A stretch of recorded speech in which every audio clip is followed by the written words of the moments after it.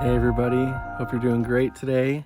This is episode 106, I believe, and I'm going to call this Intimacy and Independence Day. And as you can tell if you're watching this, and if you can hear this, you're not going to hear Shellie on this one. She still has lost her voice and she's not feeling good, and I thought I'd just take over today and do the podcast myself. And if you're watching this on YouTube, you can see in the background, that's the Puget Sound. And that's the Eld Inlet. It's the very south part of the Puget Sound. We're here in Washington. And we're here for the 4th of July. And I'm just really grateful to be in such a beautiful place. And really grateful for technology to be able to share a few things with you that I hope will be helpful.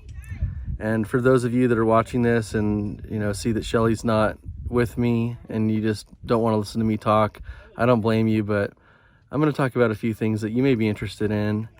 And I'm going to start off with just talking about intimacy in general, and then I'm going to talk about independence, and I'm going to liken kind of being an independent person to Independence Day and the 4th of July. And I may get a little bit abstract in this like I normally would without my wife keeping me in line, but I'll try to keep this brief.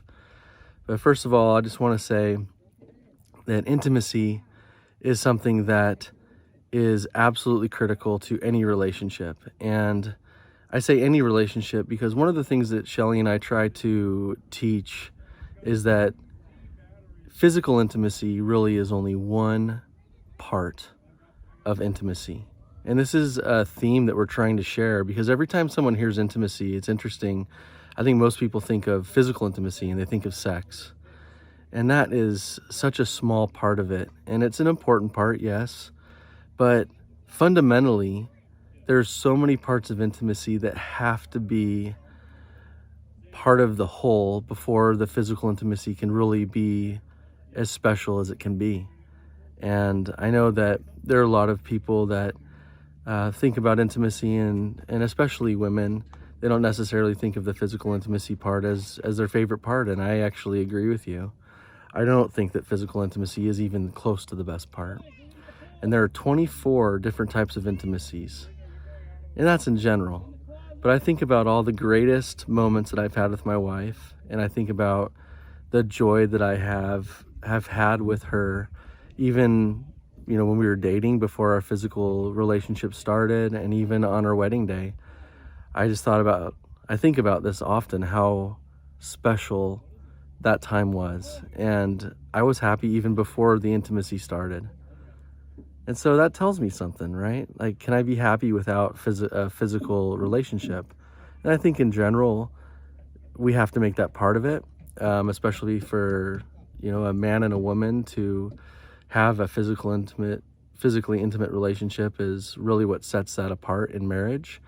But the joy that comes from intimacy is so much greater than just that physical part. And so when I think about Independence Day, and I think about celebrating the birth of independence from tyranny and the birth of independence from just a society where there was not freedom to act and to believe what we believe, and to break free from that in this country was such an important thing for us in our general liberty. But I think about the rights that we have as an individual and also as a married couple, and how beautiful that is, and how important it is that we realize that no matter what, even when we're married, we still are independent individuals and we still have independent needs.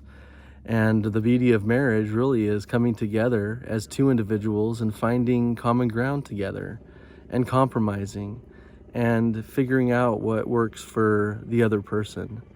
And so I will say this to any women who are listening, but also men. And, I'd like to speak to men because I think it's important for men to hear this from a man. And that is that, no matter how you think things should be, there's so much more joy to be had as we learn how to be a wonderful, giving, and selfless partner to our spouse.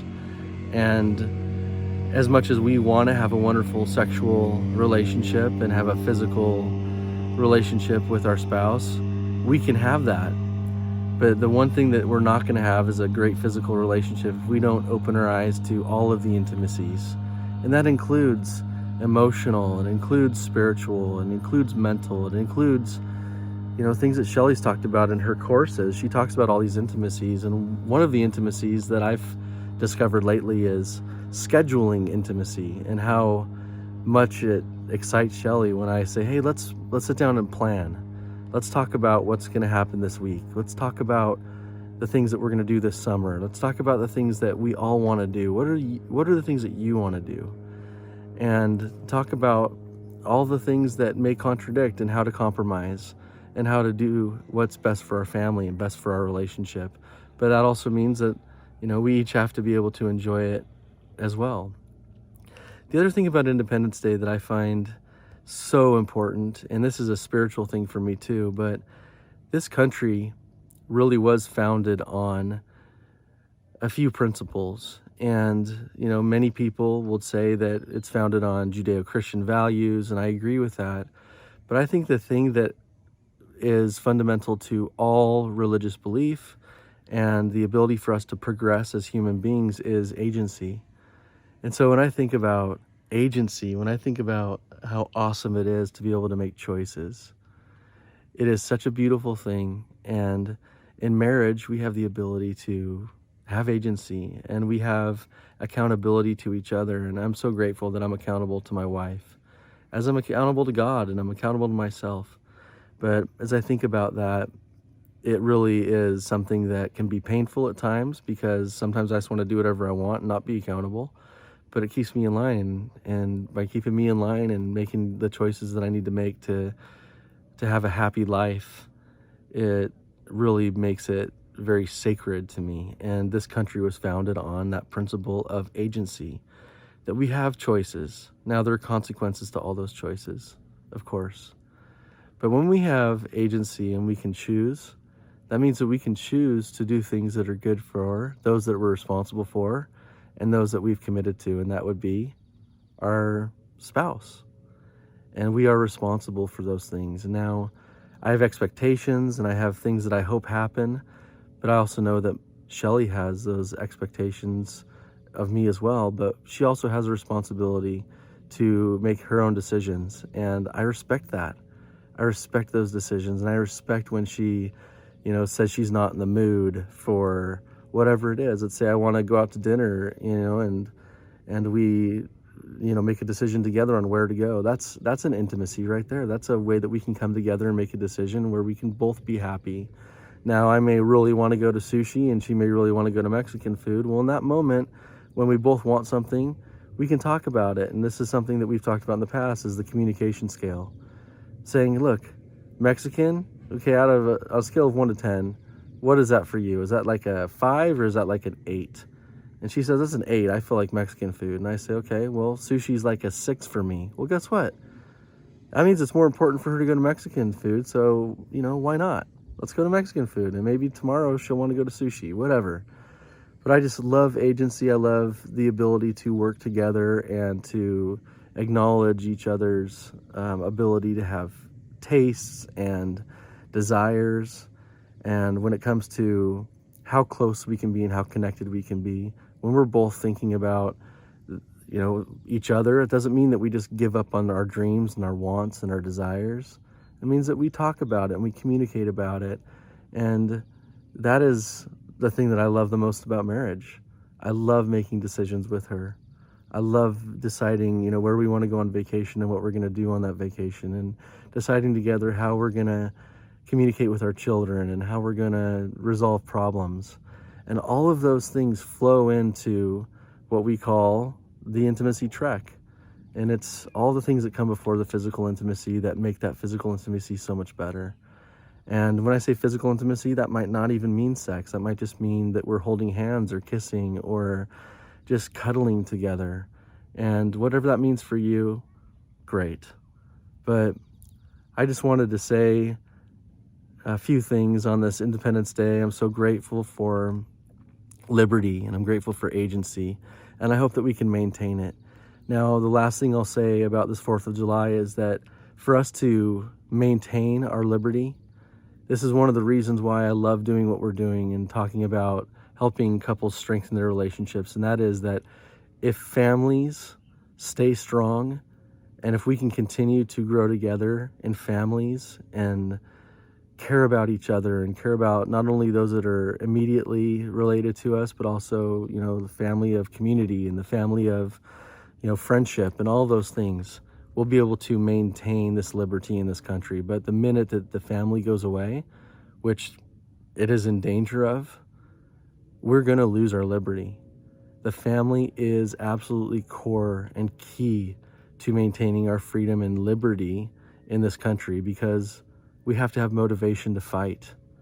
And I'll tell you, there's nothing that motivates me more to fight for what's right than my family, and especially my marriage. I love my wife. Our marriage is not perfect. It's hard. And I'm grateful for each of you for trying and to do your best to make your marriages work and to find ways that you can compromise and agree on things. And when you disagree, I'm grateful when you share that with your spouse. When you say, you know what, I disagree, or I don't like that, or I have a problem with that. We need to make changes. We need to be honest and open. And I encourage you to start today, if you haven't been honest about anything, and start talking. That's where fireworks really begin. The fireworks come when we're honest and we're vulnerable and we're able to discuss the things that make us happy, and when we're open to learning new things. So that's about 12 minutes of me going on, and so I'll make this short. But happy 4th of July, happy Independence Day, and happy independence in your life. And as you're an independent, thoughtful person who is trying to work together with another independent person and making a marriage work and becoming more and more connected, I know that you can be happy. God bless all of you. God bless the United States of America and this world and everything that we deal with. And I hope that all of us can choose to have the kind of thoughts that will bring us joy. And if you have negative thoughts that bring you misery, change those thoughts. I know that we can all do that. And if you're having a hard time, ask your spouse to help you. And start by taking the first step, and that is having communication that is open and vulnerable, and knowing that you can change your thoughts and your perspective. Anyway, God bless you all. Take care. Bye-bye.